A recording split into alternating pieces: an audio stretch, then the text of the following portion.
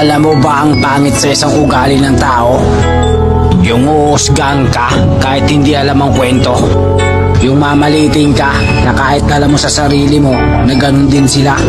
Na kung matahin ka, nakala mo ang taas na.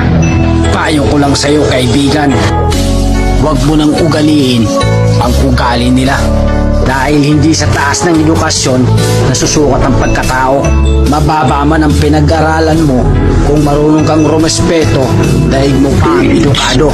Huwag kang matakot ipaunawa, dahil ang pagiging mabuting tao mo may hangganan.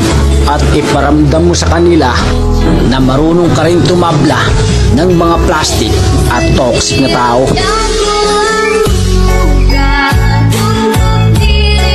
Beats. Beat it.